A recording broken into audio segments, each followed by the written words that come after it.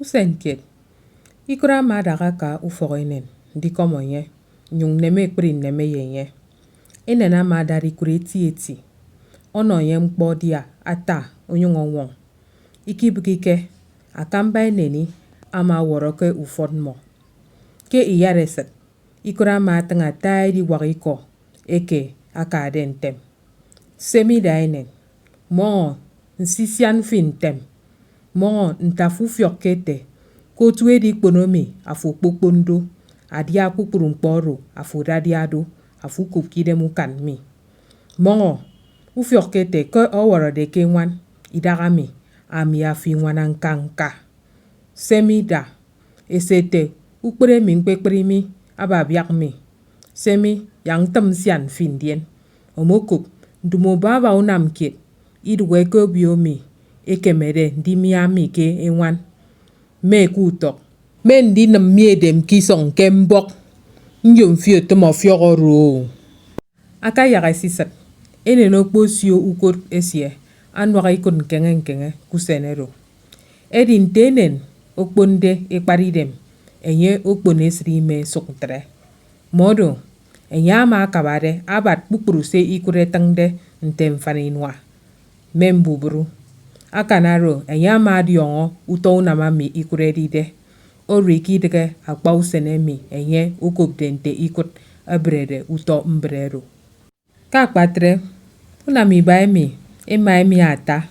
Ikura ma wongote enen iri kemeke didri mo. Kemmonsio. Enena ma songo wongote imo yinam tre ukomibiet kekikang.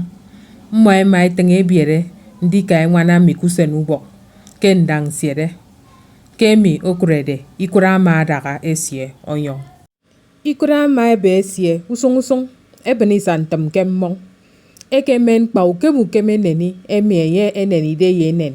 Enene yi santam. Mwa ema yung etenge biere ndidri ufan ke usen ubok ke yo ama siere. Ofremi, isantemi fiokke se ikut ana akanamde ye enen. Enen ko ikerekekerete ikut ekemendi be mbene isantam. Nka nke neni, uto eneni oro yenyenko.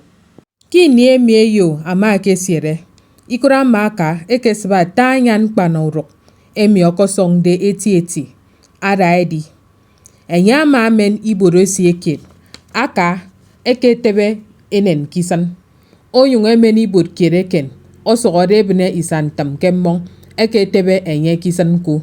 Enyama adogo monsionsiete. Uruga masong yang moedri koroi moi mitongo.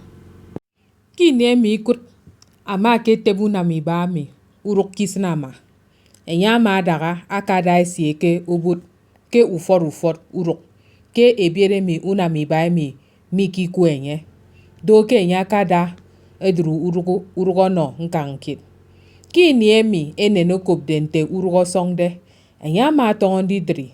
Isantem kokom tu urugo songde. Oyung otongon didri. Ikpo unami bami ema idri idem mo. Tutu mo ema ekpamba. Ndusugini. Kira ma ekpere didri kit. Ekenda. Ofremi. Ikun miku uforoda. Kakpa imam. Ndikunte unami bami. Enwanade. Idema ma kpa enene eti. Kpa ye isantam de. Kini emi. Enwan ukokurede. Ufan midri kufan. Enen ama daga ebenikut.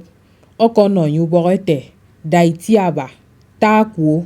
Nko fiokente afome kemendi kuridem tem. Bose nko wongodemi.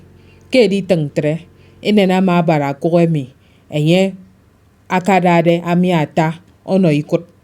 Isantem ko ama yung edi esie. Edi nampa ukemi duru. Ntem ki kura kada. Nkari obo ikpo unami ba emi okok mo. Akadia kifure ye kemem.